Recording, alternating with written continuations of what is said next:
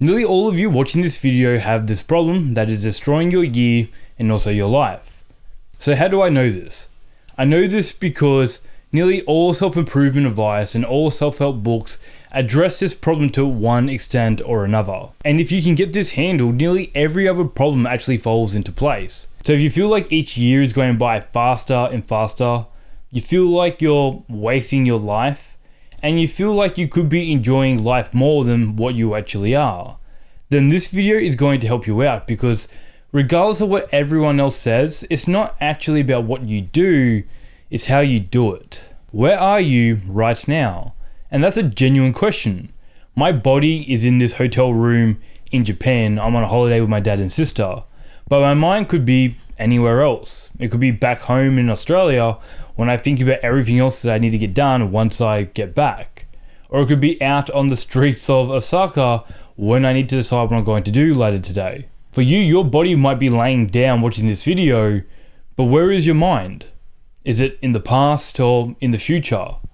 Is it in the room with you or somewhere else? Our big, powerful brains have given us the ability to learn from the past and also prepare and plan for the future, but has also come at a curse. Our minds are rarely where our body is. Our minds and body are not connected.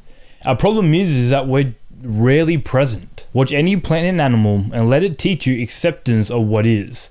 Surrender to the now. Let it teach you how to live and how to not make living and dying into a problem. The power of now. Eckhart Tolle. We went on a cruise down a river near Kyoto, and as we were making our way down streams, I noticed some turtles sitting on top of these rocks that poked through the water, and they were just sitting there basking in the sun. These turtles, they had no plans, no to-do list, no worries about the past. They were simply living in the present moment. Meanwhile, here we are trying to take photos of everything, trying to capture the present moment so that we can relive it later. And I also noticed this a couple days before when we went to the Snow Monkey Park in Nagano. I tried to document some parts of the experience, like the hike up, some cool houses, and of course the snow monkeys. But as I looked around to the other tourists, none of them were actually looking at the monkeys with their eyes. They were all looking at them through their screens.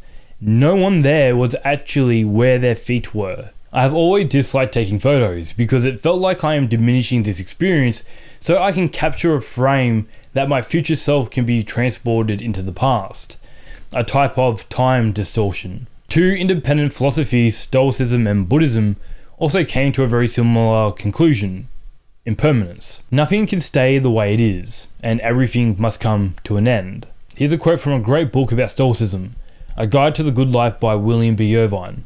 By contemplating the impermanence of everything in the world, we are forced to recognize that every time we do something, it could be for the last time we do it. And this recognition can invest the things we do with a significance and intensity that would otherwise be absent. So what do people normally do in the face of this? They say things like, you only live once, YOLO. And it gets people into the mindset of trying to live each day like it's their last. And I have always hated that phrase. It just seemed so unrealistic. Like every day needs to be perfect, and it needs to be packed full of your favorite things. But it leaves no space for your responsibilities. The things that you need to do don't just magically disappear.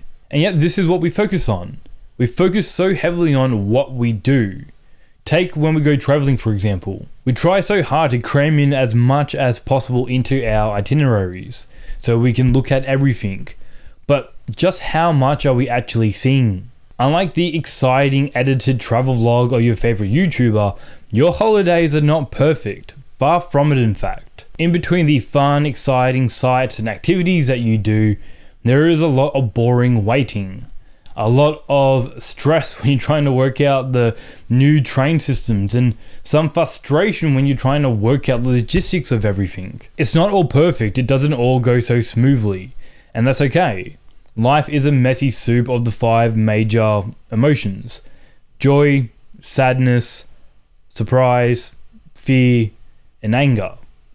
I think that's them. So I reject wholeheartedly this concept of living every day like it's your last when you go traveling, let alone in your everyday life. Instead, we can reframe the previous quote away from the adapted meaning to the actual intention behind it. The Stoics believe that you don't have to behave like each day is going to be your last, but instead you should treat the things that you do each day like it's going to be the last time that you do them. In other words, it's not about what you do, it's how you do them. As soon as you honor the present moment, all unhappiness and struggle dissolve, and life begins to flow with joy and ease. When you act out the present moment awareness, whatever you do becomes imbued with a sense of quality, care, and love. Even the most simple action. The power of now, Eckhart Tolle. If you're doing something for the last time, you're going to give it your complete attention. You're going to engage all of your senses. Sights, smells, hearing, taste, and touch. Being in the present moment pulls your mind back into your body. You're connected and experiencing the world around you. Life begins to slow down. It just doesn't feel as fast anymore. Watch any video from the dopamine detox. They all tell you that once they unplug from all the distractions, time feels like it begins to slow down. And the once boring things become much more enjoyable. So here's an interesting thought. How do you feel after 2 hours of watching TikTok, YouTube Shorts, or Instagram Reels compared to watching a highly engaging 2-hour movie? In both cases, you're sitting down for 2 hours not really doing anything. But for the first one, you are heavily distracted trying to chase one dopamine high after the other one. Whereas, in the other hand, you have intentionally decided to sit down and commit to 2 hours of a story. There's a sacrifice involved, and it requires some effort. You don't feel awful after the movie because you set the intention. You gave it your attention, and you're present. It's not what you do, it's how you do it. So that's how you actually live every day like it's your last. Do less, but do it with more intensity. So you might be wondering, Josh, how do I actually be more present in my life? Well, I recommend reading 4 books in particular. 1, Flow by Mihai Csikszentmihalyi, Essentialism by Greg McKeown, Stolen Focus by Johann Hari, and The Power of Now by Eckhart Tolle. But I will summarize these 4 books into a couple ideas for you. The first is almost everything is not important and very few things are important. So you need to work out what is actually important to you. 2, multitasking is bullshit. Only do one thing at a time. And 3, breathe. You know, breathing is the only autonomic process that you have conscious control over.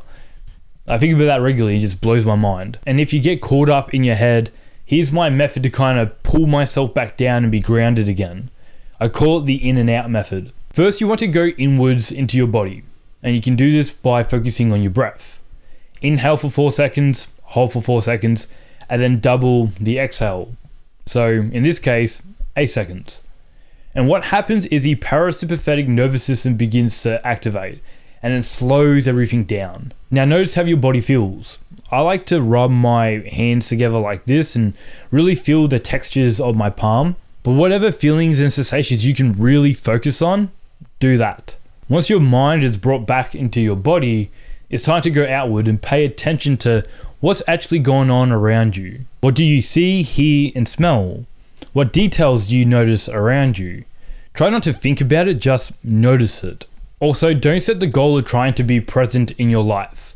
You're not a Buddhist monk with 10,000 hours of meditation under your belt. You're going to set yourself up for failure. Instead, what you could aim for is trying to have 3 of these present moments throughout your day. And when that begins to become easy, you can try to string 3 of these moments together 3 times a day and then progress on from there. And the better that you get at this, the more flow you're going to be able to experience throughout your everyday life, and the more enjoyment you'll have in your everyday life too. So bring yourself inward and then expand outward. Simple, right? Let me make this clear. Simple does not mean easy. I'll repeat that. Simple does not mean easy. And look, I'm not great at this either, but we're getting better. Progress over perfection, right? Or at least something like that. And since you got to here, you're probably a fairly ambitious person who has goals and you want to improve your life and do some pretty great things, but you might also struggle to do the hard things. And so last week I made this video here for you to watch because I think they'll actually help you out, as it has done with me throughout the years. I'm going to enjoy the rest of Japan. Bye.